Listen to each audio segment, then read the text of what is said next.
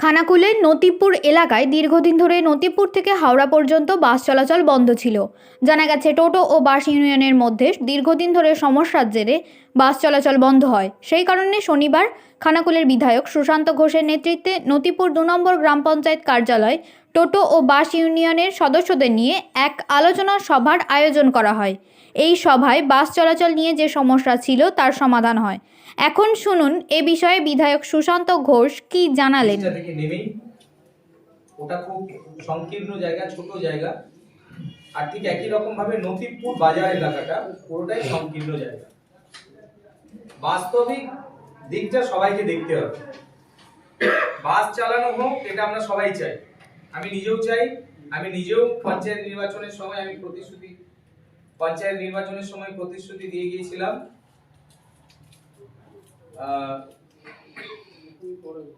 নিতে পারো, ছোট করে নিতে পারো।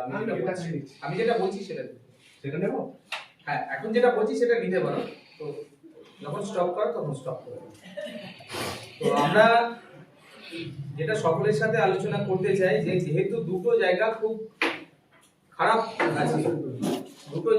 খারাপ আছে, সেটা হচ্ছে এক নম্বর হচ্ছে মুচিঘাটা থেকে নেমেই ওখানটা খুব সরু জায়গা।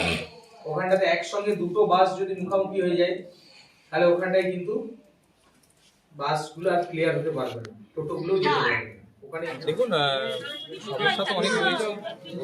এখানে যারা টোটো চালক রয়েছেন তাদের একটা সমস্যা রয়েছে।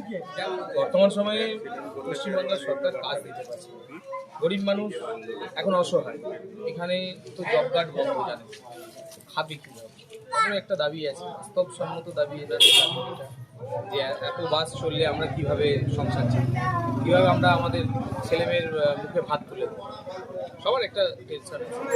তো আমরা আজকে পঞ্চায়েতে বসে একটা সিদ্ধান্ত হয়েছে, এনাদের যে দাবি আছে যে বারবাউন্ড পর্যন্ত টোটোটাকে চালানো, অর্থাৎ হুগলির বর্ডার পর্যন্ত, ঠিক আছে? সেই বিষয়টা আমরা আমাদের পঞ্চায়েত সমিতিতে বসে, আমার বিডিও সাহেবের সাথে বসে এটা সিদ্ধান্তটাকে আমরা বাস্তবায়িত করবো।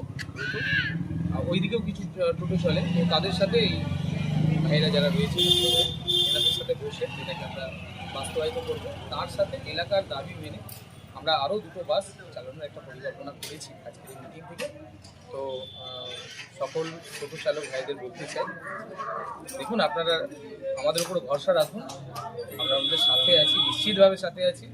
বারবাউন্ড পর্যন্ত যাতে টোটোটাকে আরও এক্সটেনশন করা যায় হুগলির শেষ বর্ডার পর্যন্ত, সেটা আমরা বিশেষভাবে চেষ্টা করছি।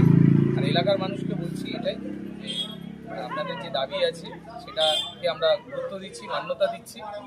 বাস চালানোর অবশ্যই প্রয়োজন, কিন্তু কনজেস্টেড এলাকা, ছোটো এলাকা, এক তো মুচিঘাটা বাস স্ট্যান্ড, মুচিঘাটা যে ব্রিজ থেকে নামলেই ওখানটা একদম ঘিঞ্জি এলাকা, ওখান দিয়ে বাসগুলো যদি মুখোমুখি হয়ে যায় দুটো বাস তাহলে একটা জ্যাম হতে পারে। তারপর সামনে হাসপাতাল, অ্যাম্বুলেন্স ঢোকার ক্ষেত্রে একটা সমস্যা। নতিপুর হাসপাতাল, এখানে স্কুল আছে, এখানে পরপর যদি অনেক বাস দাঁড়িয়ে যায় তাহলে কিন্তু বাসগুলো পার্কিং করার ক্ষেত্রে একটা বড় সমস্যা হবে।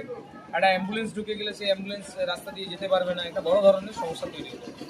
তো এই সমস্যা যাতে না হয়, যাতে সব দিকটা মানে থাকে, একটা হচ্ছে ব্যবসাদারকেও বাঁচাতে হবে, স্কুল ছাত্রছাত্রী তাদেরকেও সুরক্ষিত রাখতে হবে, বয়স্ক মানুষজন। কয়েকদিন আগে দেখলাম ঝিকিরা পেট্রোল পাম্পের সামনে একজন বয়স্ক মানুষ, তিনি বাসের চাকায় পিষ্ট হলেন।